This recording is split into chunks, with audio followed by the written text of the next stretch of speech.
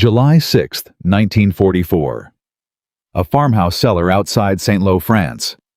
German 88mm shells are walking across an American command post in a rhythm so precise it sounds almost musical, each impact closer than the last dirt and stone raining down through the floorboards above the heads of the men crouched below.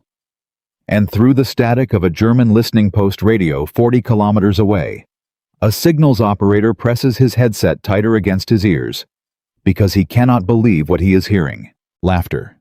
Not one voice. Several. Cutting straight through the sound of exploding artillery, as if the men on the other end of that frequency had simply decided that being shelled to death was in some twisted way funny. The operator checks the coordinates twice. He is not listening to the wrong channel. These men are inside the impact zone. They are supposed to be screaming or silent or dead. Instead, they are laughing. His commanding officer reads the transcript that night and writes 4 words in the margin of the report that will end up buried in German intelligence archives for decades. What kind of men are these? That single question is the reason this story exists, because that officer was not alone in asking it. Before we go further, if stories like this, the hidden human history behind the biggest battles of the Second World War, are the kind of thing you want more of, hit subscribe now and turn on notifications. Because what happened next in this story changed the way entire armies thought about fear itself. By the summer of 1944, German officers up and down the Western Front were writing eerily similar reports. Soldiers moving when they should freeze, arguing with their own officers in the middle of combat zones, falling asleep in exposed positions, and then snapping awake to fight with total precision. It did not fit any model the German military understood. And the truth behind it did not begin on a battlefield in France. It began 2 years earlier, in a quiet basement office 3,000 miles away at Yale University, where a man who had never fired a rifle in his life was about to change the psychology of war. His name was John Dollard, and in 1942, he was handed a problem that the United States Army could not solve with better rifles or harder training. Men who were physically strong, technically skilled, and fully prepared on paper were collapsing psychologically the moment real bullets started flying. Not most men, but enough of them in large enough numbers that Army Command was starting to panic. Training exercises meant nothing if a soldier's mind broke apart in his first 10 minutes of actual combat. The Army's answer was almost shockingly simple. Find someone who understands how fear actually works, and let him figure it out. Dollard was that someone. Over the following months, he tracked down veterans of the Spanish Civil War, men who had already lived through sustained brutal combat, and he interviewed them one by one. What does fear feel like in your body? When does it stop being manageable? What helped you keep functioning? What made everything fall apart? He was not looking for inspiration. He was looking for a mechanism. And in 1943, he published a short military manual called Fear in Battle that contained a discovery so simple it is almost impossible to believe no army had built training around it before. Fear under fire is not a weakness. It is not optional. It happens to every single human being who has ever been shot at without exception. The problem was never the fear itself. The problem was what a soldier believed his fear meant. If a man believed that shaking hands and a racing heart meant he was broken, meant he was less of a man than the soldier beside him, then he was no longer fighting one battle. He was fighting two. The shells outside and the shame inside. And it was the shame, not the shells, that destroyed men. Dollard's research showed something the Army had never systematically measured before. The soldiers who held together under fire were not the ones who felt no fear. They were the ones who knew, with total certainty, that the man beside them felt exactly the same thing they did. This piece of research could have sat quietly in a filing cabinet. Instead, the United States Army did something no other military power in the war would do. It rebuilt its entire training doctrine around a psychologist's theory about human fear.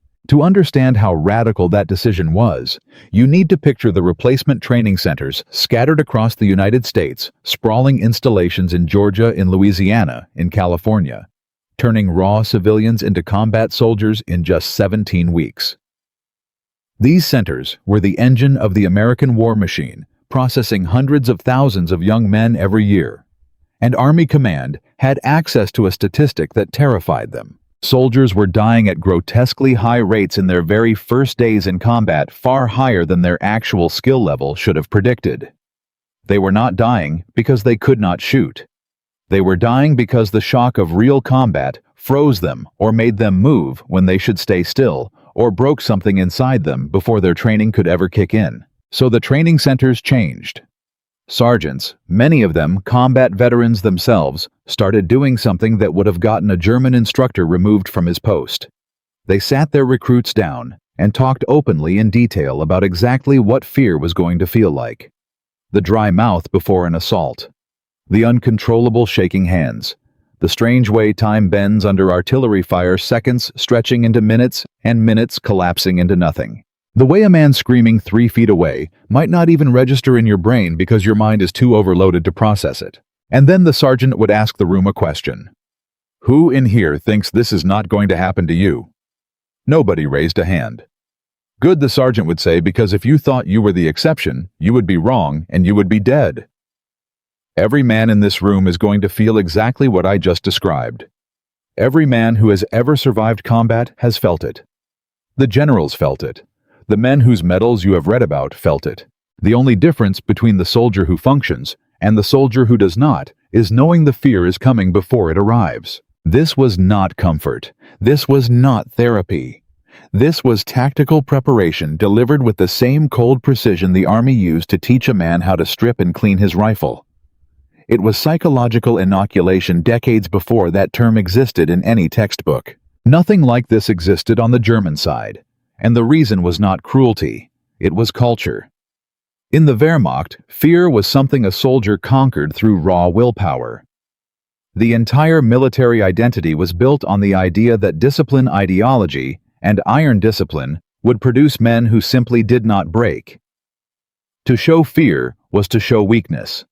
To talk about fear before a battle would have been seen by fellow soldiers and superior officers alike as a dangerous admission of failure. A German sergeant who tried what an American sergeant did every single week in Georgia would have been quietly reported. The result was that German soldiers walked into their first combat experience carrying 2 separate weights. The fear itself, which every human being carries into battle, and on top of it, the shame of that fear, which nobody had ever told them, was universal. American soldiers, by the time they hit the beaches of Sicily, and later Normandy, had already had that second weight lifted from their shoulders months earlier, back in a training barracks, thousands of miles from any battlefield. But the psychological preparation was only half of the puzzle. The other half had nothing to do with fear management directly. It had to do with the man standing next to you, and this is where the story takes its most unexpected turn. The German army built its fighting spirit around the regiment. A soldier's entire identity was tied to a unit with centuries of tradition, shared history, and inherited honor. It created extraordinary loyalty, men willing to die defending ground their regiment had already bled for. But it had a hidden weakness. When a regiment was shattered in battle and had to be rebuilt from strangers, it often fought poorly afterward, not because the new soldiers lacked skill, but because the identity that had once held the unit together, the shared history, was simply gone. The American replacement system looked on paper like a disaster by comparison. Soldiers were pulled from training centers, funneled through replacement depots, and dropped into whatever unit desperately needed bodies with zero regard for regimental tradition or history. Veterans hated it.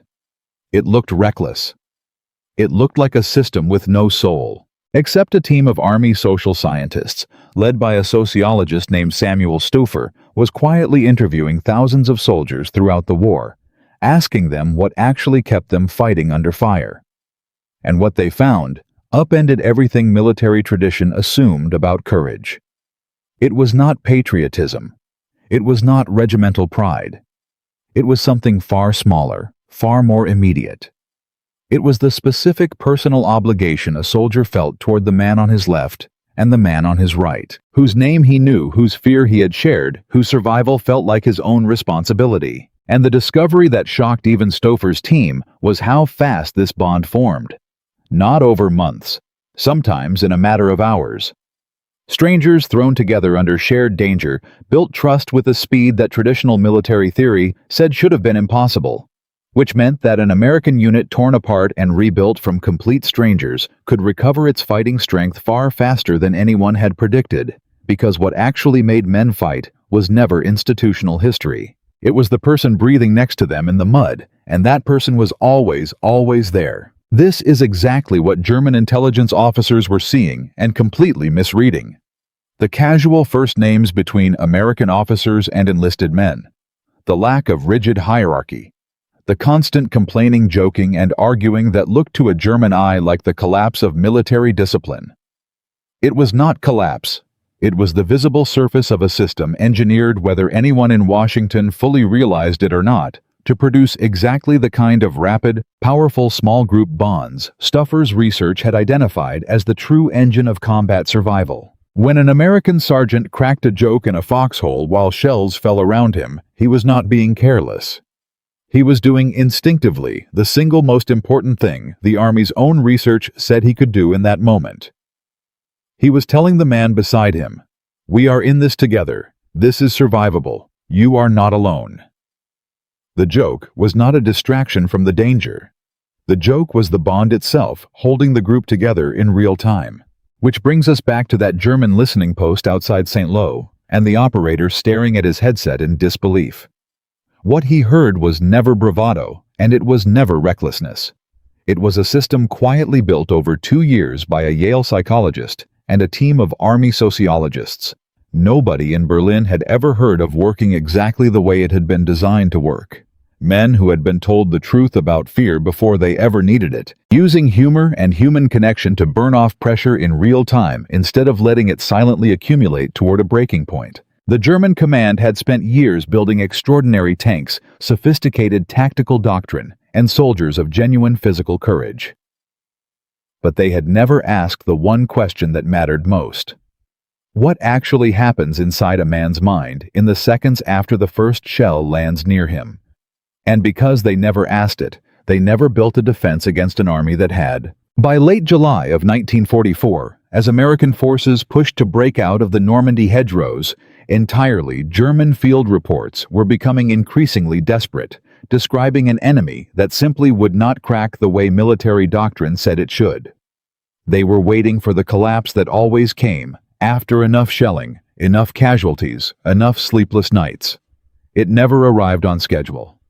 And nobody in the German command structure could explain why. But this was only the beginning. Because the same quiet science that had reshaped how American soldiers survived their first taste of combat was about to be tested in conditions far more brutal than the hedgerows of France, in the freezing forests of a place called the Ardennes, where the psychological armor, built in training camps back home, would face the single greatest test of the entire war.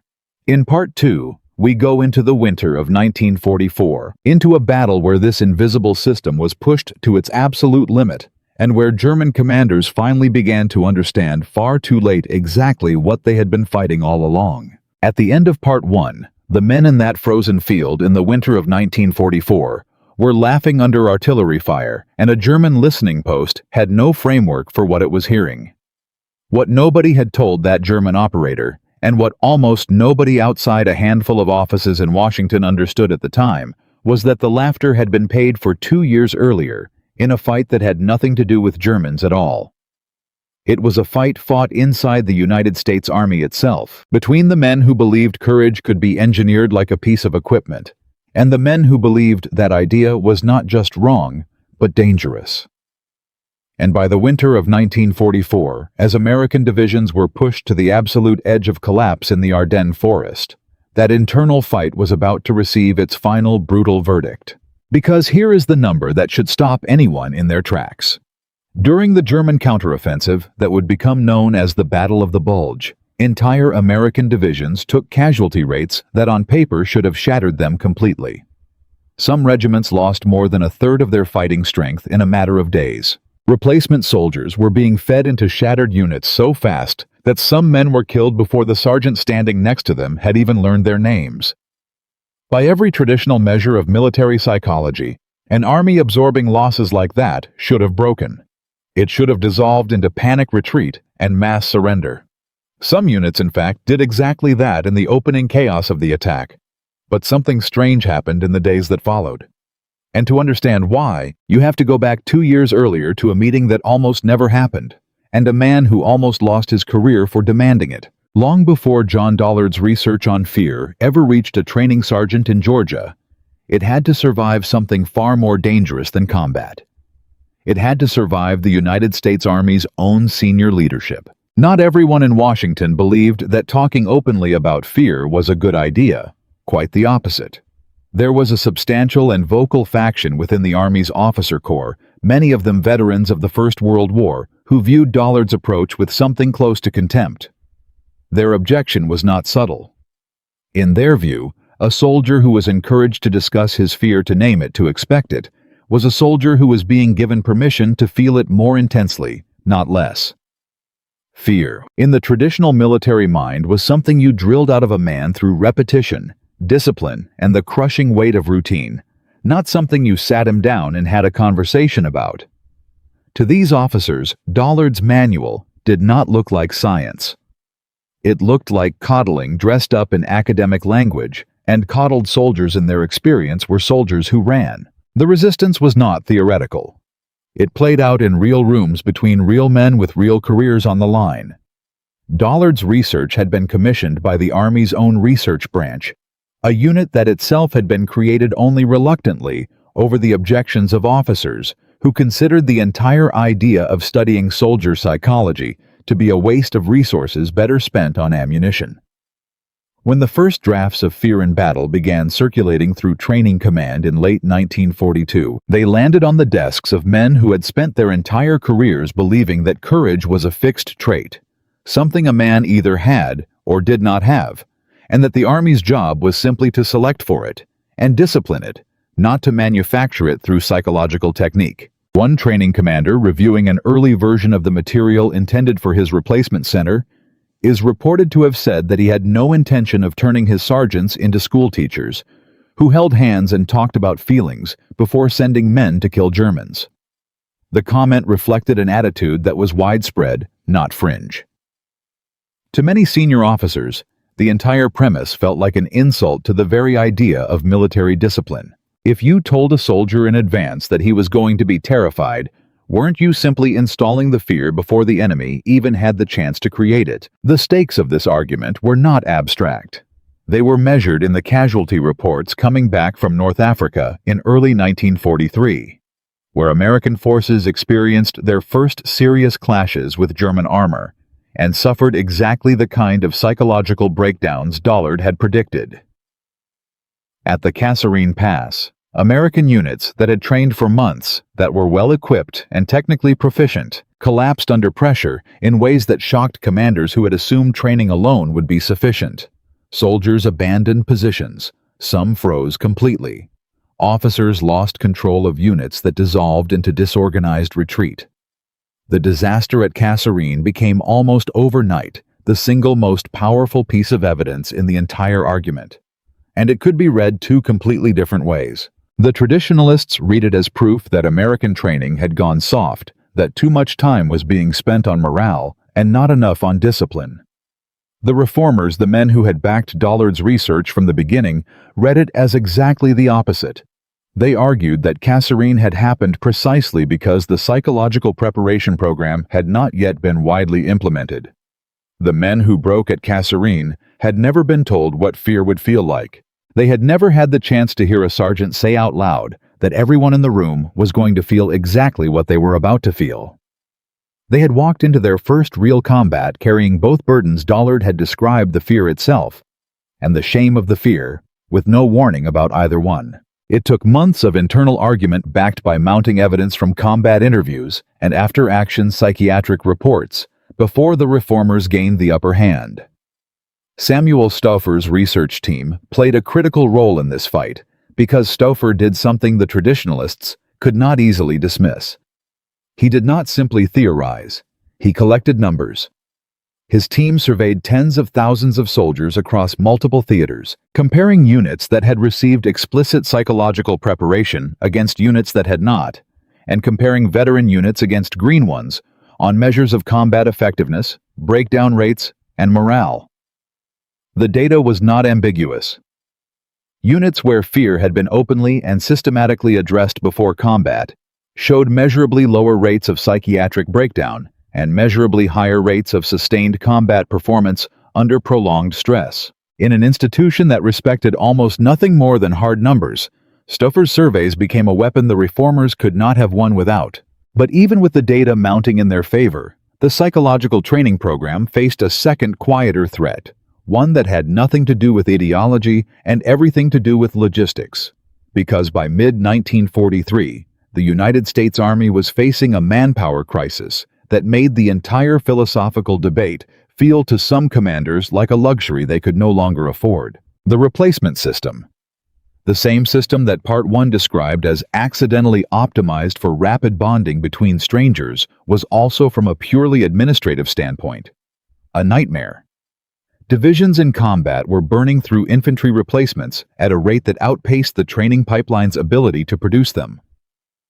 Some replacement centers were under enormous pressure to shorten the 17-week training cycle to cut corners to push men into combat faster. And the psychological preparation classes, the sessions where sergeants sat recruits down and talked frankly about fear, were exactly the kind of thing that looked on a tight schedule like an expendable luxury. It did not fire a rifle. It did not teach a man how to dig a foxhole or clear a jam in his weapon. To an overworked training officer trying to shave days off a bloated schedule, cutting the fear discussion sessions looked like an easy, obvious efficiency. This is where the story turns to the second half of the internal battle, the fight to keep the program alive under pressure, to gut it for the sake of speed. And it was fought largely by a handful of officers inside the research branch and inside training command who understood something the schedule cutters did not. They understood that the psychological preparation was not a soft add-on running parallel to real training. It was, in a very literal sense, ammunition conservation. Every soldier who broke down in his first week of combat was a soldier who had to be evacuated, treated, and eventually replaced by another green recruit who would go through the exact same statistical risk all over again. The cycle was self-perpetuating and expensive in exactly the currency the Army cared most about, which was fighting men available at the front on any given day. Officers who understood this argued successfully in the end that cutting the psychological sessions to save training time would actually cost the Army more soldiers in the long run, not fewer, because it would simply relocate the breakdowns from the training center to the battlefield, where they were far more costly to fix and far more dangerous to everyone standing nearby. The argument worked, but only partially, and only after a long and uneven fight that varied enormously from one training center to another, depending on which officers happened to be in command. Some replacement centers embraced the program fully. Others gave it a token afternoon and moved on.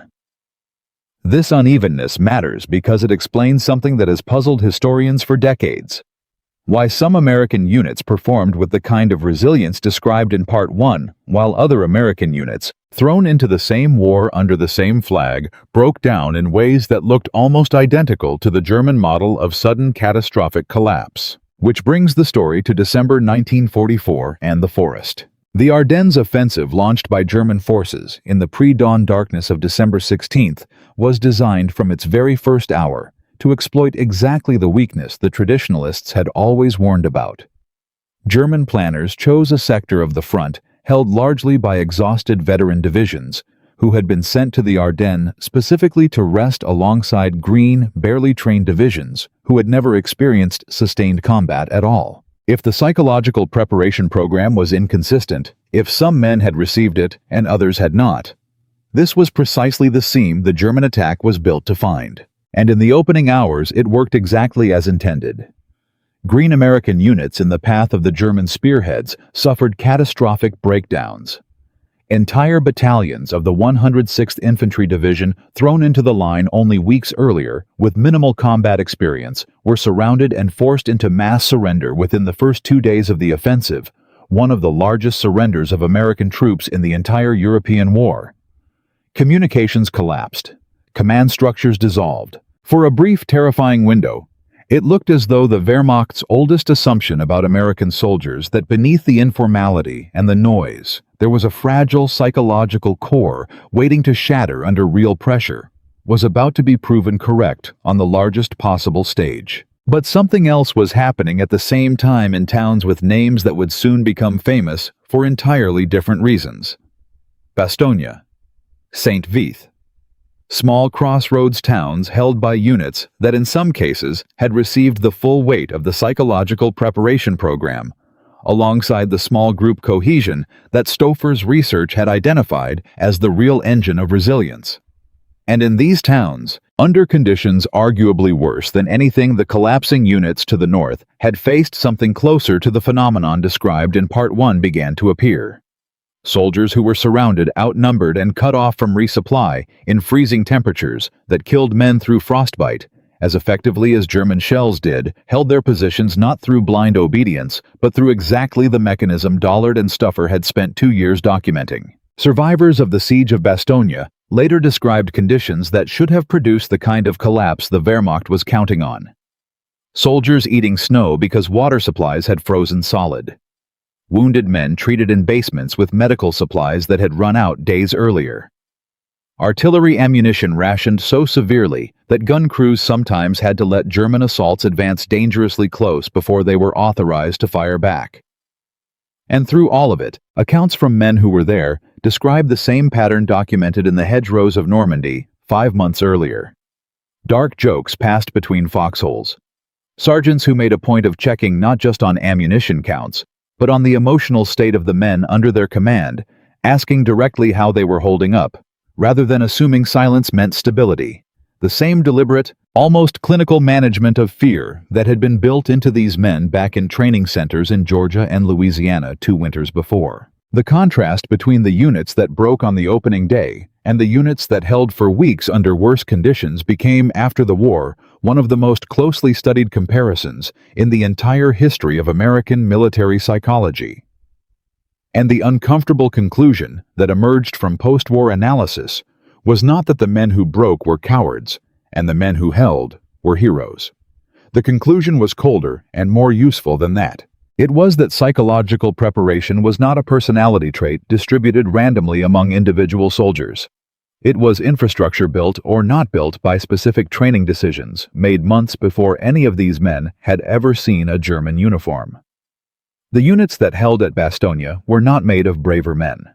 They were in a very real sense more thoroughly manufactured men, in the specific sense that the machinery designed to manage their fear had actually been installed and tested before it was needed. This is the detail that gets lost in most retellings of the Battle of the Bulge, buried under the more dramatic story of Patton's armored relief column racing north through the snow. The Siege of Bastogne is remembered as a story of American stubbornness, and it was that. But it was also less visibly a live field test of a psychological doctrine that had nearly been killed twice inside the Army's own bureaucracy, once by officers who considered it soft, and once by schedulers who considered it a waste of training time. If either of those internal fights had gone the other way, if the traditionalists had succeeded in stripping the fear preparation sessions out of the curriculum entirely. In 1943, there is a real possibility that the men holding the line at Bastogne in December 1944 would have looked much more like the men who surrendered en masse to the north 2 days earlier. German intelligence never fully understood any of this, and their own internal reports from the Ardennes offensive show exactly why. Wehrmacht planners had built their entire operational timetable around an assumption that American resistance would collapse quickly once initial positions were overrun. An assumption drawn directly from their prior experience watching green unprepared troops break in North Africa and Italy. When that collapse failed to fully materialize at the critical choke points, when small cut-off American garrisons continued fighting long past the point German doctrine considered rational, it threw the entire offensive's timing into chaos. Bastogne was supposed to fall in a matter of hours. It held for over a week, long enough for Patton's relief column to arrive, long enough for the weather to clear and allow Allied air power to re-enter the fight, long enough to turn what should have been a decisive German breakthrough into the beginning of the offensive's collapse. A senior German officer captured in the final weeks of the Bulge, when questioned by American intelligence about the failure of the timetable, gave an answer that intelligence officers found almost as puzzling as the laughter recorded during the barrage outside St. Lo months earlier. He said that his men had expected the Americans in Bastogne to surrender or break within 2 days based on everything they had observed about American troops earlier in the war. When asked why he thought that assessment had been wrong, he reportedly said that the Americans in Bastogne did not fight like men who were afraid of dying. They fought, he said, like men who had already made peace with being afraid and simply kept working anyway. It was without either side realizing it almost a direct paraphrase of the German officer's report from Normandy 5 months earlier. The one who had written, "What kind of men are these?" What makes this moment in the war particularly striking from a historical distance is how narrow the margin actually was.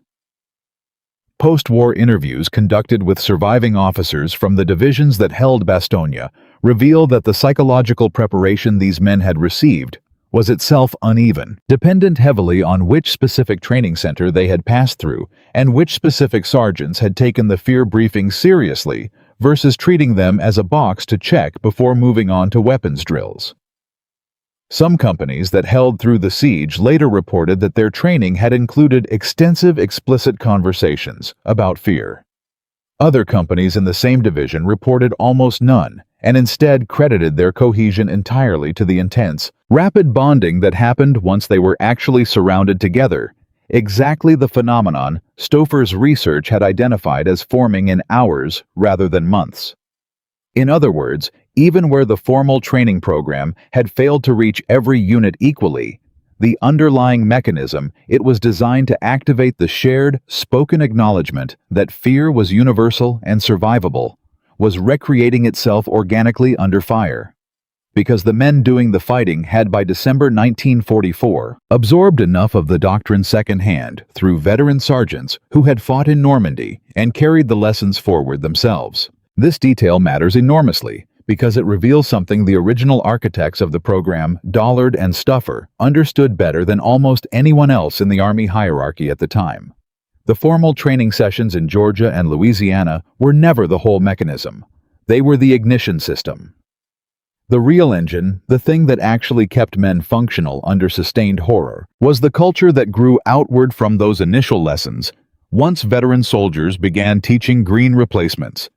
The same lessons informally, through jokes, through blunt conversation, through the simple act of a sergeant checking in on a frightened 18-year-old and telling him exactly what Dollard's manual had said 2 years earlier, that the fear was not weakness, that it happened to everyone, that it did not mean he could not do his job. By the time the German offensive finally ground to a halt in the last days of January 1945, having failed to reach its objectives and having bled the Wehrmacht of reserves it could never replace, the argument that had nearly killed Dollard's research program back in 1943 was effectively settled, though almost nobody outside the research branch framed it in those terms at the time.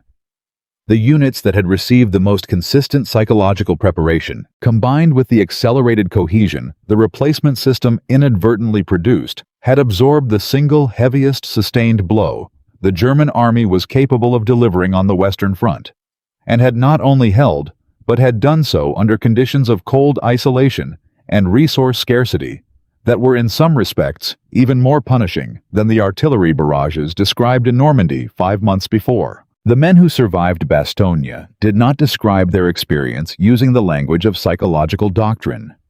They described specific memories, the taste of frozen rations, the sound of German patrols moving through fog they could hear but not see, the particular dark humor that developed around the shortage of ammunition jokes about rationing bullets that were underneath the humor, exactly the same load-bearing mechanism Harold Linebaugh had described in The Frozen Field in Part 1. Laughter functioning not as denial, but as evidence that the group was still intact, still capable of finding something absurd in the worst circumstances imaginable, and therefore still capable of fighting. What the German command never managed to build across the entire war was any equivalent internal argument.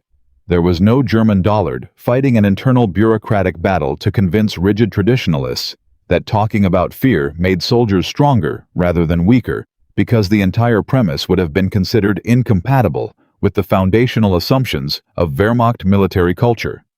The German army's answer to psychological strain under prolonged combat remained, throughout the war, largely what it had been at the start, an expectation of stoic endurance backed by discipline. And as the war ground on, and German losses mounted increasingly harsh measures against soldiers who showed visible signs of breaking, where the American system had spent 2 years building infrastructure to distribute the psychological weight of combat across every soldier in a unit, the German system continued to treat that weight as something an individual soldier was simply supposed to carry alone through willpower until either the war ended or he did. This asymmetry, invisible in any comparison of tanks or divisions or artillery pieces, turned out to matter enormously in exactly the kind of grinding, prolonged combat that defined the Ardennes. Wars of maneuver, quick and decisive, reward different qualities than wars of attrition, where units are asked to hold exposed positions under sustained pressure for days or weeks at a time with no clear end in sight. The Ardennes was by its nature a battle of exactly that second kind, and it was precisely in that kind of fighting that the psychological architecture built by Dollard and Stouffer 2 years earlier paid its largest dividend, because it was designed from the beginning to solve exactly the problem that kind of warfare created the slow accumulation of unmanaged fear over days, rather than the sudden shock of a single violent moment. By February 1945, as American and Allied forces began pushing back into German territory itself, the internal debate that had nearly derailed the entire psychological preparation program in 1943 was in practice, if not in official record, over. The evidence sitting in front of every officer who had commanded troops through the Ardennes was too large to ignore. Units that had received thorough psychological preparation, reinforced by the accelerated bonding the replacement system produced almost by accident, had proven measurably more resistant to the single most severe test the German army was capable of mounting on the Western Front. The traditionalists, who had once dismissed Dollard's work as coddling, had in the space of 2 winters watched it become one of the most quietly decisive factors in the collapse of Germany's last major offensive in the West. But holding the line in the Ardennes was not the end of the story, and it was not even the hardest test the doctrine would face.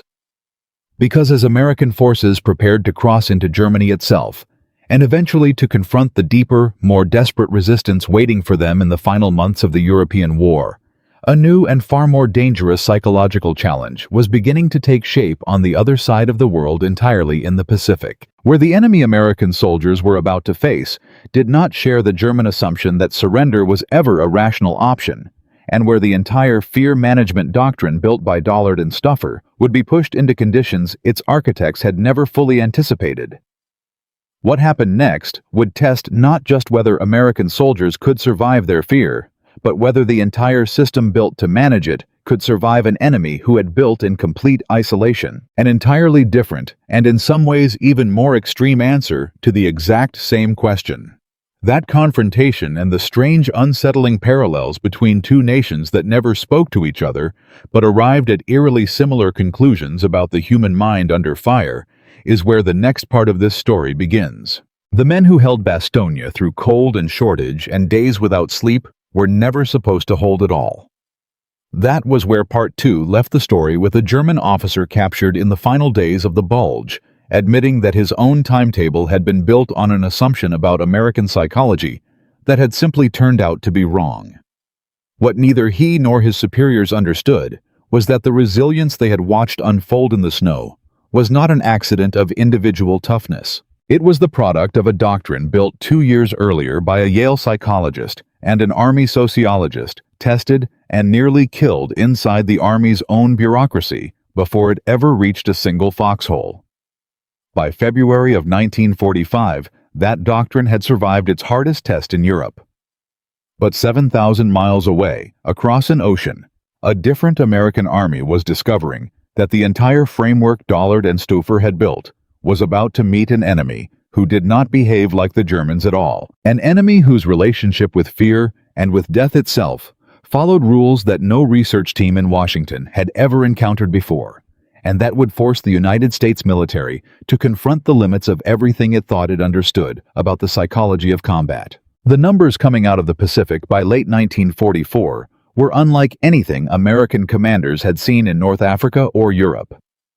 On the island of Peleliu, a speck of coral barely 6 miles long that American planners had expected to secure in 4 days, the 1st Marine Division found itself locked in a battle that would eventually last more than 2 months and cost over 6,000 American casualties, a staggering third of the division's fighting strength against an enemy garrison that, almost without exception, refused to surrender at all. Of the roughly 11,000 Japanese soldiers defending the island, fewer than 200 were taken prisoner. The rest fought until they were killed, dug into a volcanic ridge system, honeycombed with caves and tunnels that no amount of American psychological preparation had ever accounted for, because the entire model Dollard had built rested on a premise that seemed in Europe almost too obvious to state out loud. It rested on the idea that soldiers, German or American, wanted to survive the war and would eventually respond rationally to overwhelming force.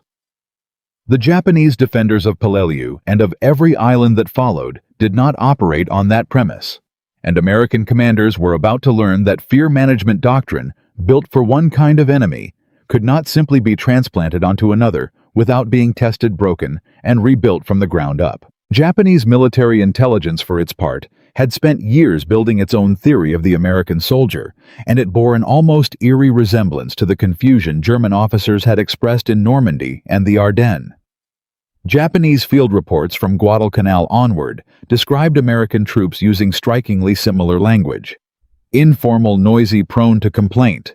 Seemingly undisciplined by comparison to the rigid silence expected of Japanese infantry, and yet consistently capable of absorbing losses and continuing to fight in ways that Japanese planners had not anticipated. Where German doctrine had assumed American cohesion would collapse once accumulated stress crossed some threshold, Japanese doctrine made an even more extreme assumption, one baked into the very structure of imperial military training. Japanese soldiers were taught that surrender was a form of spiritual annihilation worse than death itself, and that American forces, coming from a culture Japanese propaganda characterized as soft and materially indulgent, would break under sustained pressure far more easily than Japanese troops ever would. Early combat in the Pacific seemed for a brief period to support that theory.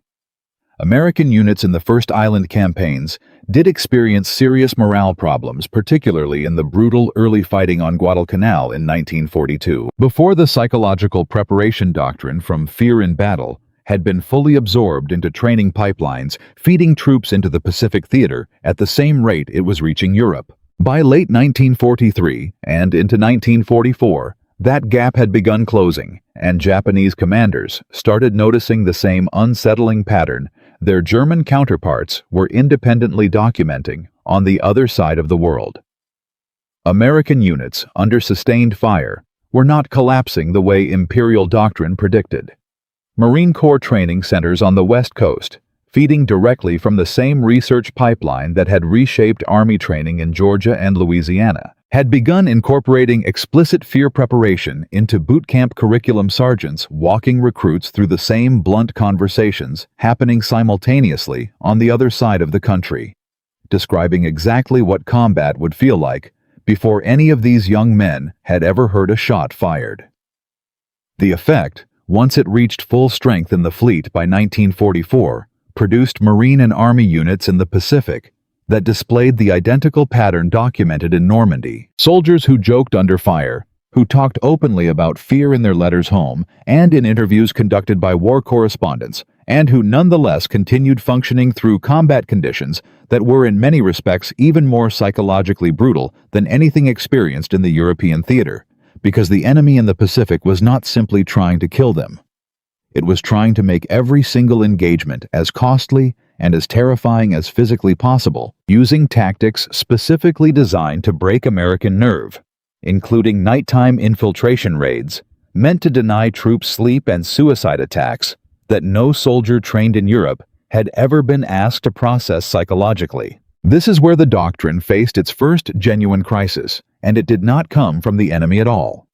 It came from inside the psychiatric wards of Navy hospital ships anchored off the invasion beaches, where doctors were beginning to notice something that the architects of the fear preparation program had never fully anticipated.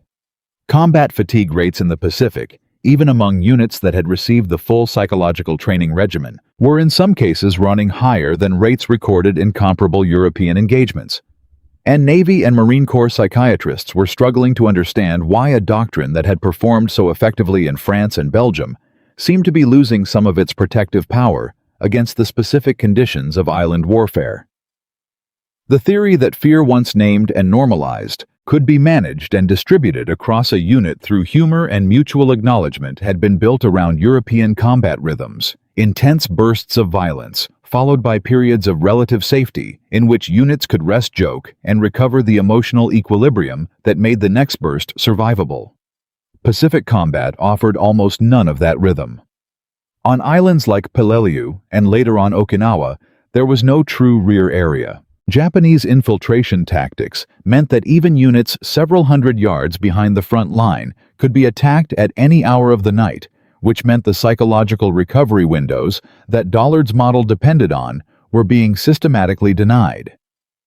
Soldiers who had been taught that fear was manageable because it came in predictable waves were now experiencing something closer to continuous unbroken exposure, and some Navy psychiatrists began quietly raising the possibility, in reports that caused real alarm when they reached commanders in Hawaii, that the entire preparation doctrine might simply not be sufficient for the specific demands of Pacific warfare, that it had been built for one kind of war and was being asked to solve a fundamentally different one. For a period of several months in late 1944, this uncertainty produced exactly the kind of institutional panic that had nearly killed the program back in 1943.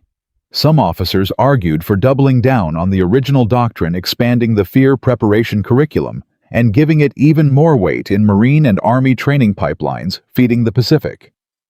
Others argued that the entire framework needed fundamental revision, that a doctrine built around distributing fear through humor and small group bonding assumed a rhythm of combat that simply did not exist on these islands, and that continuing to rely on it was setting soldiers up to fail in conditions the original researchers had never studied. Blame inevitably began looking for somewhere to land, and some of it landed on the research branch itself, with critics inside the Pentagon quietly suggesting that the entire psychological preparation program had been oversold based on European results that simply did not generalize to the Pacific theater at all. What ultimately broke the deadlock was not a new theory, but a specific battle, one that would become in the years after the war the clearest single demonstration of what the doctrine could actually do once it was adapted rather than simply transplanted. The battle was Okinawa beginning on April 1, 1945, the largest amphibious operation of the entire Pacific War and the last major campaign before the planned invasion of the Japanese home islands. More than 500,000 American troops would eventually be committed to the fight. And it was on Okinawa, in the brutal grinding combat around a series of Japanese defensive positions, collectively known as the Shuri Line, that the revised doctrine faced its ultimate test. The fighting around Sugarloaf Hill in mid-May 1945 stands as one of the single most psychologically punishing engagements American troops experienced in the entire war. The position itself was almost absurdly small, a low coral ridge that could be crossed on foot in under a minute. But it was defended by a network of Japanese positions dug so deeply into the reverse slope that American artillery and naval gunfire, no matter how sustained, could not reach the defenders sheltering inside. Marine units assaulted the hill repeatedly over the course of 10 days, taking the crest and then being driven off it again by counterattacks launched from tunnels that seemed to regenerate defenders no matter how many were killed. Some companies that went up that hill were reduced to a fraction of their starting strength within hours. The fighting was close enough in places that Marines and Japanese soldiers threw grenades back and forth at each other across distances of only a few yards, timing the fuses to explode in the enemy's hands rather than their own. It was exactly the kind of continuous rhythmless combat that Navy psychiatrists had warned would break the original fear management doctrine, and by every early indication it should have. Marine units on Sugarloaf were operating on almost no sleep, cut off from meaningful rest for days at a time, absorbing casualty rates that in some companies exceeded 50%. and facing an enemy that gave no sign whatsoever of psychological exhaustion or willingness to negotiate an end to the fighting. But something had changed since the doctrine's uncertain moment in late 1944, and it had changed because of a quiet adaptation that Marine training commands had pushed through in the months leading up to the invasion. Rather than abandoning the fear preparation model, Marine training had refined it, adding an explicit new layer, specifically designed for the conditions island combat actually produced. Sergeants were now trained to rotate the responsibility of checking on their men's psychological state far more frequently, treating it with the same discipline as checking ammunition or water supply, precisely because the natural recovery windows the original model depended on no longer existed. Small unit leaders were taught to manufacture brief moments of connection and dark humor deliberately in the middle of sustained combat, rather than only in its aftermath, because there was no longer any guaranteed aftermath to wait for. It was a subtle shift, but it mattered enormously because it converted the doctrine from something that managed fear between battles into something designed to manage fear continuously inside a battle that never fully stopped. Survivors of the fighting on Sugarloaf later described exactly this pattern in accounts that echo almost word for word the phenomenon documented in the hedgerows of Normandy and the frozen fields of the Ardennes. Marines pinned down in shell craters for hours at a time, unable to move because Japanese machine gun positions covered every inch of open ground. Nonetheless, found ways to talk to each other, to keep a kind of running commentary going between explosions. Jokes about the absurdity of their situation passed between men who could not see each other's faces in the dark.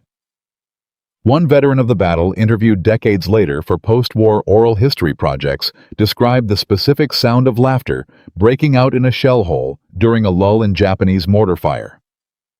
Laughter that he said served exactly one purpose, proving to everyone within earshot that the men around them were still there, still functioning, still capable of finding something human in a situation that had stripped away almost everything else. The hill was finally secured after 10 days of fighting that cost the Marine divisions involved several thousand casualties, a price that by any conventional measure looked like a failure of tactics rather than a triumph of doctrine. But military analysts studying the battle afterward drew a different conclusion. One measured not in the raw casualty count, but in something harder to quantify, and far more important, the sustained functional cohesion of units that, by every model of combat psychology available before the war, should have disintegrated entirely under that level of continuous, sleepless, rhythmless violence. Units on Sugarloaf did not experience mass psychiatric collapse. They did not break and run.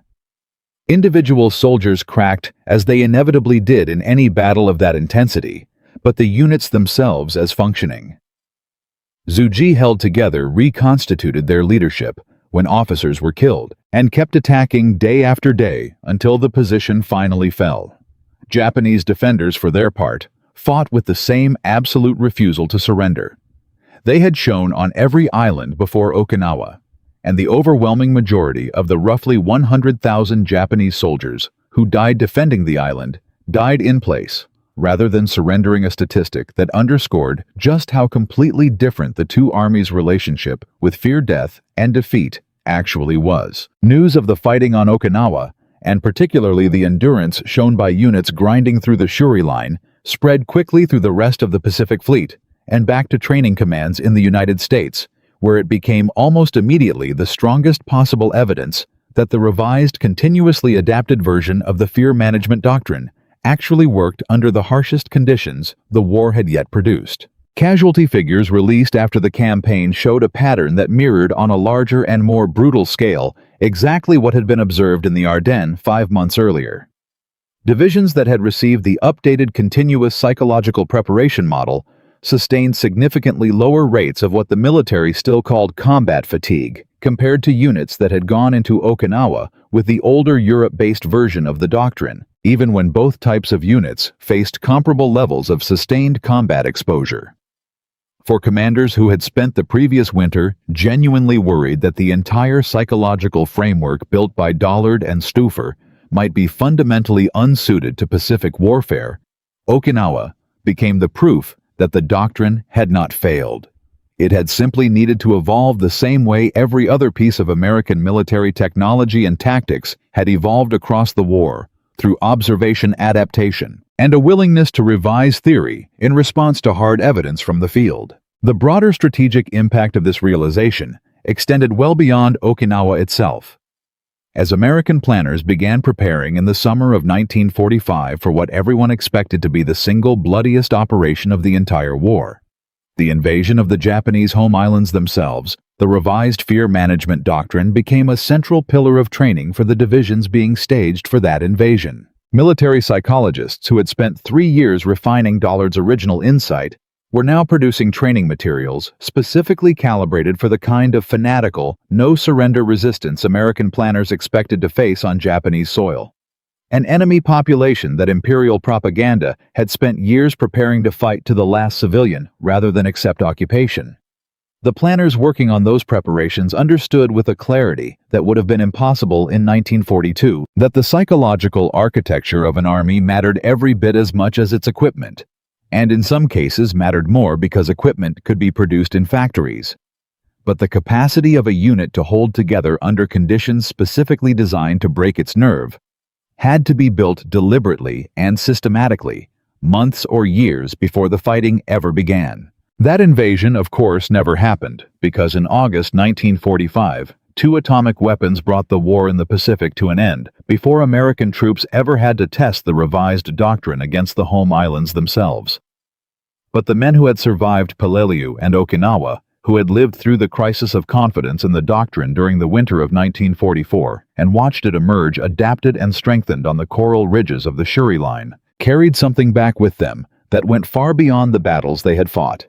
They carried proof hard-won and paid for in casualties that ran into the tens of thousands that the fundamental insight John Dollard had scribbled down in a basement office at Yale 3 years earlier was not a European phenomenon or an accident of one particular theater.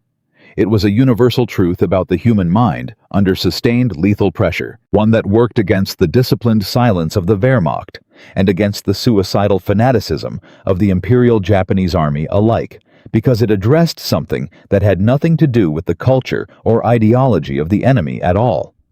It addressed the machinery of fear itself, the same machinery running inside every human being who has ever been asked to keep functioning while someone is actively trying to kill him. By the time Japan formally surrendered in September 1945, the doctrine that had nearly been strangled in its crib by skeptical officers in 1943, that had been tested to its absolute limit in the snow outside Bastogne, and that had nearly been abandoned altogether during the dark winter months when Pacific psychiatric casualty rates seemed to be spiraling out of control, had quietly become one of the most consequential pieces of military science produced by any nation during the entire war, more decisive in its own way than any single weapon or tactical innovation, because it had shaped the actual human beings who had to carry every other weapon and execute every other tactic into combat.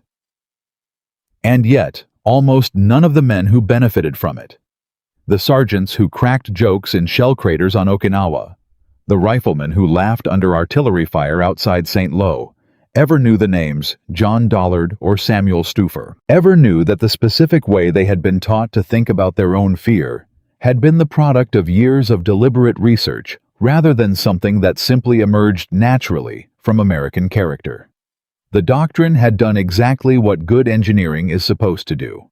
It had made itself invisible, embedded so completely into training and culture that the men who carried it into combat experienced it not as a system, but simply as who they were. What happened to the men who built that system after the war ended, and what happened to the doctrine itself, once the guns fell silent and the armies that had depended on it began coming home, is a story that has almost entirely disappeared from popular memory, buried under the more famous history of the atomic bomb and the occupation of Japan and Germany.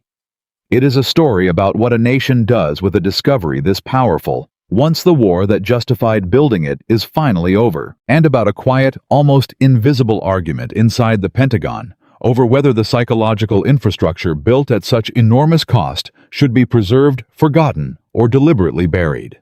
That argument and its consequences for every American war that followed is where the final part of this story goes next. The men who fought on Sugarloaf Hill, who held Bastogne through weeks of cold and shortage, who laughed under artillery fire outside St. Lo, carried the fear management doctrine home with them in 1945 without ever fully realizing what they had been carrying. Two research programs, one built by a Yale psychologist who had never worn a uniform, another by a sociologist who spent the war asking soldiers how they felt rather than how they fought, had quietly reshaped the psychological architecture of an entire generation of American men. But the war that had justified building that architecture was now over. And what happens to a piece of knowledge this powerful once the emergency that produced it has passed is a story that has almost entirely disappeared from public memory, buried under the more famous history of the atomic bomb and the rebuilding of Europe and Japan. Because the truth is that this story does not end with victory in September 1945. It ends, or rather it continues, in a much quieter and in some ways much sadder place inside the corridors of a peacetime Pentagon that had to decide what to do with a discovery it no longer had an obvious use for. John Dollard did not return from the war a famous man. He was never a soldier in the way the men whose training he had shaped were soldiers, and the nature of his contribution meant that almost none of the men who benefited from it ever learned his name at all. He went back to Yale in 1945, back to the same academic world he had left in 1942, and resumed a career in psychology that had on its surface very little connection to the war he had just spent 3 years quietly helping to win. There was no medal ceremony for what Dollard had done. No headline in any newspaper crediting a research psychologist with helping to explain why American units held together at Bastogne and Okinawa, when every traditional model of military courage suggested they should have broken. The Army's own internal culture, which had fought so hard against his ideas in 1943, was not eager to publicize afterward just how central those ideas had become to the final victory, in part because doing so would have required admitting how close the institution had come to rejecting them entirely. Samuel Stuffer's fate was in its own way more visible and also more bittersweet. His research team's wartime surveys eventually became the foundation for a massive post-war publication, a multi-volume study called The American Soldier, released in 1949, which laid out in exhaustive detail everything his team had learned about morale cohesion and the psychology of men under fire. Within the narrow world of military sociology and psychology, the study was received as a landmark, arguably the largest and most rigorous study of a fighting force's internal psychology ever conducted up to that point in human history. But outside that narrow academic world, it landed with almost no public recognition at all. The American public in 1949 was not looking backward at the psychological mechanics of a war it had already won. It was looking forward toward a new and different kind of anxiety.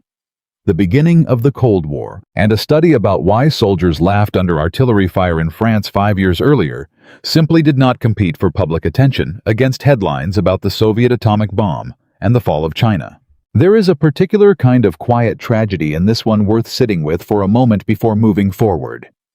The men who devised the psychological infrastructure that arguably saved thousands of American lives across 2 theaters of war spent the rest of their careers as footnotes in their own discipline known to specialists, but invisible to the public, whose fathers and brothers and sons had walked into combat carrying without knowing it the specific ideas these 2 men had spent years developing.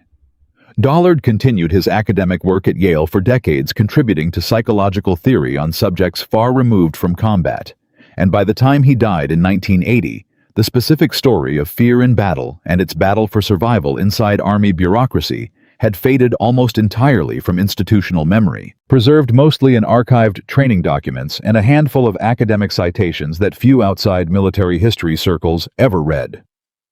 Stoffer died even earlier in 1960. Having spent his final years working on entirely different sociological questions, his wartime research already treated by many as a historical curiosity rather than living doctrine. And yet, here is the detail that makes this story worth telling, at all the detail that separates it from countless other forgotten contributions buried in the archives of the Second World War. The doctrine itself did not die with the men who built it. It went underground, absorbed so completely into the institutional bloodstream of the United States military that it stopped being credited to anyone at all and simply became, over the following decades, the water that American soldiers swam in without ever being told its source. When the Korean War began in 1950, barely 5 years after Dollard and Stouffer's ideas had been tested against the German army in the Ardennes and the Japanese army on Okinawa, the doctrine was waiting quietly embedded in army training manuals, ready to be tested against an entirely new enemy under entirely new conditions. Korea presented American psychiatrists with challenges that in some ways echoed the Pacific Crisis of 1944, brutal winter conditions, an enemy willing to absorb extraordinary casualties, and combat that often unfolded with the same rhythmless, continuous intensity that had nearly broken the original fear management model on Peleliu and Okinawa.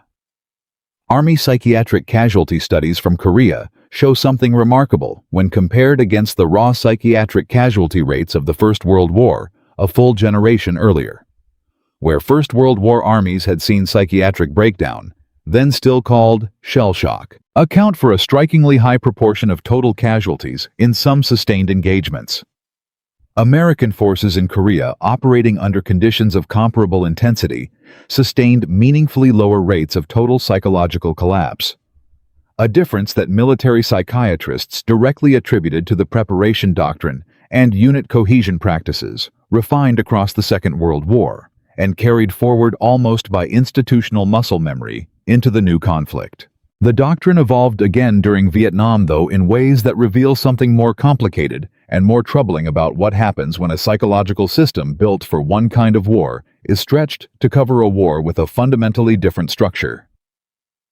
Vietnam's 12-month individual rotation policy, in which soldiers were assigned and returned home on personal timelines rather than being sent home as intact units, deliberately dismantled the very small unit cohesion mechanism that Stouffer's research had identified as the true engine of combat resilience back in 1944. Soldiers arriving in Vietnam as individual replacements, rather than as members of units that had trained and bonded together before deployment, found themselves without the rapid, powerful bonding structures that had held men together at Bastogne and on Sugarloaf Hill. Historians studying Vietnam-era combat psychology have pointed directly to this policy decision as a significant contributing factor in the psychological difficulties many Vietnam veterans experienced, both during the war and in the decades that followed. It stands in a strange and unintended way as a kind of negative proof of Stouffer's original theory, because when the military stopped protecting the specific mechanism his research had identified, the psychological costs of combat rose in ways that were later measured, studied, and eventually connected directly back to the loss of that mechanism. That failure and the wave of clinical attention it eventually produced led directly to one of the doctrine's most significant and lasting descendants: the formal recognition of post-traumatic stress disorder as a diagnosable condition in 1980. A recognition built on decades of accumulated research that traced its intellectual lineage all the way back to the basic insight Dollard had articulated in 1943, the idea that psychological injury from combat was not a character flaw or a sign of individual weakness, but a predictable universal and, in significant part, preventable response to extreme stress. Every modern military resilience training program, every combat stress control unit embedded with deployed American forces today, every pre-deployment briefing in which soldiers are told explicitly what combat stress will feel like before they experience it, traces its conceptual DNA directly back to a short manual written in a basement office at Yale University in 1943, and to the survey data collected by a team of Army sociologists who spent the war simply asking soldiers how they felt. The scale of that influence, once you step back far enough to see it clearly, is almost impossible to overstate.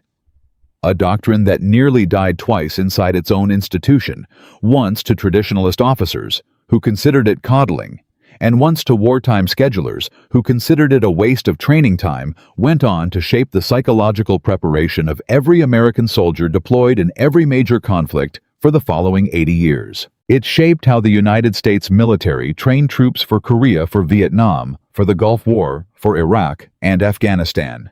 And it continues in modified and modernized form to shape resilience training programs used today, incorporating updated psychological research, but still built around the same foundational insight that fear under fire is universal, that naming it strips away its secondary shame, and that small group bonds formed under shared danger are the single most powerful predictor of whether a unit holds together or falls apart. It is not an exaggeration to say that some measurable fraction of every American life saved from psychological collapse in combat across the last 8 decades traces back, however indirectly, to a research assignment handed to a civilian psychologist because the United States Army in 1942 was desperate enough to try something no other military power in the world had thought to attempt. What makes this story worth telling beyond the sheer scale of its influence is what it reveals about the nature of real innovation, and here the story offers a lesson that extends well beyond the narrow world of military psychology. The traditionalist officers who resisted Dollard's ideas in 1943 were not fools, and they were not cruel. They were operating from a model of courage that had governed successful militaries for centuries. A model built on discipline, silence, and the suppression of visible weakness, a model that had in fact produced extraordinarily brave and effective soldiers throughout history. Their mistake was not stupidity. It was an unwillingness to test a genuinely uncomfortable idea against hard evidence, an unwillingness that nearly cost the Army the single most valuable psychological tool it would carry into the war. It took a catastrophe, the collapse at Kasserine Pass, and it took a stubborn insistence from a handful of officers inside the research branch on measuring outcomes, rather than simply trusting institutional intuition to force the traditionalists to reconsider. This is a pattern that repeats across military history, far beyond this single case. The machine gun was dismissed by cavalry officers who considered it dishonorable and impractical before it reshaped the battlefields of the First World War. Carrier-based naval aviation was resisted by battleship admirals who considered aircraft a novelty unworthy of serious strategic investment right up until Pearl Harbor and Midway proved otherwise in the most violent way possible. In every one of these cases, the resistance did not come from stupidity. It came from institutions built around one model of success, struggling to recognize that the next war might require a fundamentally different one. And in every one of these cases, it took hard evidence, usually paid for in blood, to force the change through. There is a broader lesson buried in this pattern, one that applies just as clearly outside the narrow context of military history as inside it. Genuinely transformative ideas rarely announce themselves as obviously correct from the moment they appear. They tend to look at first uncomfortable, counterintuitive, even a little embarrassing, precisely because they challenge assumptions that an institution has built its entire identity around. The idea that talking openly about fear could make soldiers stronger, rather than weaker, felt to career officers steeped in a tradition of stoic silence almost like an attack on the very concept of military discipline. It took real intellectual courage on the part of a relatively small number of people inside the Army's research branch to keep pushing an idea that looked from the outside like exactly the kind of soft academic thinking a fighting institution should have no patience for. And it took an even rarer kind of institutional courage on the part of the officers who eventually implemented the doctrine, despite their own colleagues' skepticism, to actually put it into practice at scale, knowing that if it failed, the blame would land squarely on them. This is where the story arrives at its final, quieter revelation, a detail that surfaces only when you dig into the specific archival record of how fear in battle actually spread through the training system. In 1943, a detail that even most specialists in military history tend to overlook. The manual itself was never distributed to the Army as an official mandatory doctrine handed down from the top.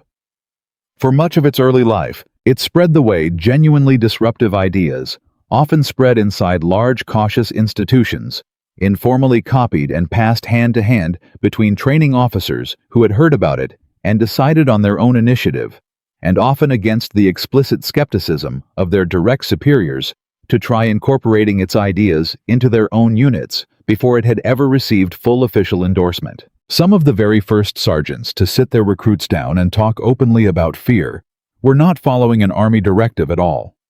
They were taking a personal risk based on a document that had not yet been sanctioned as standard practice, because something in Dollard's simple, almost obvious insight rang true to men who had themselves seen soldiers break under fire and had never quite understood why.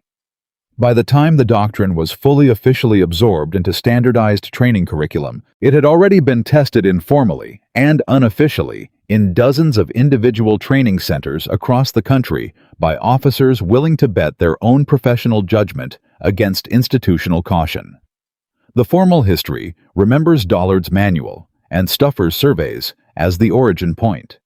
The archival record suggests something messier and, in its own way, more inspiring. A doctrine that spread first through the quiet initiative of individual sergeants and training officers who simply decided on their own authority that a Yale psychologist's strange new idea was worth trying long before anyone in Washington was willing to officially say so. That detail matters because it reframes the entire story in a way the more famous, tidier version usually misses.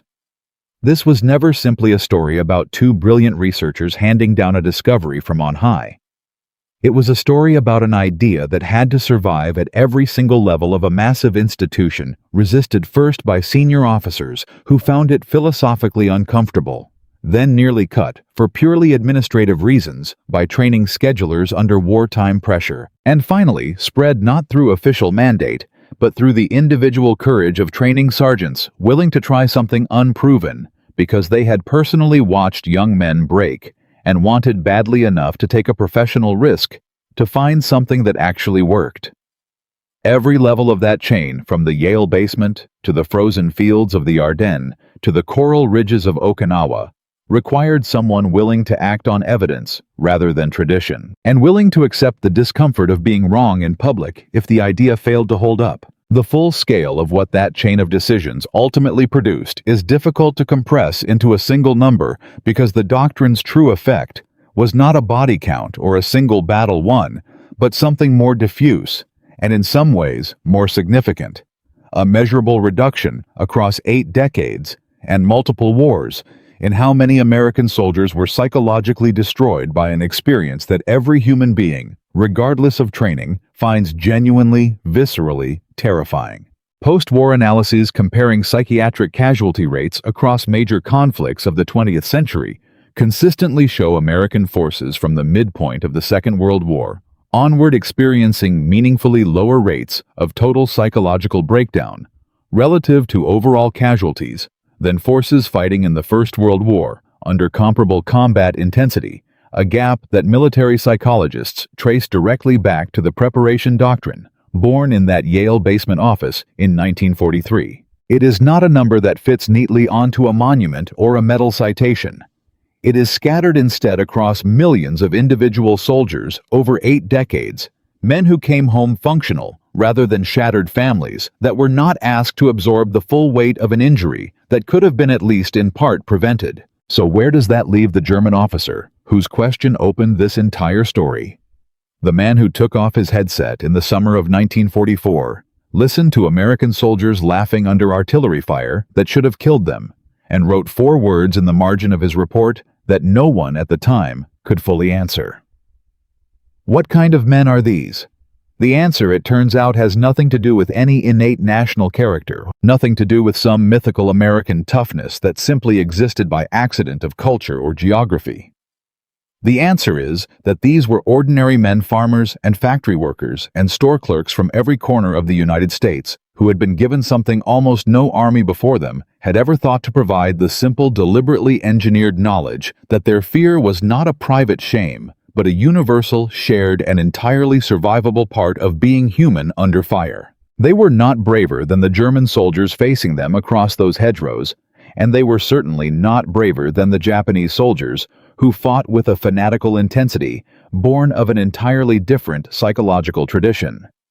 They were, in a very specific and very deliberate sense, better prepared, not through better equipment or superior tactics alone, but through an investment in the invisible architecture of the human mind that no other military power in that war had thought to make. From a basement office at Yale University and a small team of Army sociologists asking uncomfortable questions to the frozen fields of the Ardennes, to the coral ridges of Okinawa, to the training manuals, still shaping how soldiers are prepared for combat. Today, the story of fear in battle traces one continuous, largely invisible thread through the entire history of the American military experience since 1943. Two researchers whose names almost nobody remembers built a piece of psychological infrastructure that outlasted the war. It was built for by 8 decades and counting, saving an incalculable number of soldiers from a wound that leaves no visible scar, but destroys just as thoroughly as any bullet. That is the power of taking a genuinely uncomfortable idea seriously enough to test it against hard evidence, even when the entire weight of institutional tradition insists it cannot possibly be right. The German officer who wrote that question into his intelligence report never got his answer. But history did. The men laughing under that barrage were not fearless. They were simply the first soldiers in the history of warfare who had been told deliberately and in advance exactly what their fear would feel like, and told that it would not be the thing that broke them.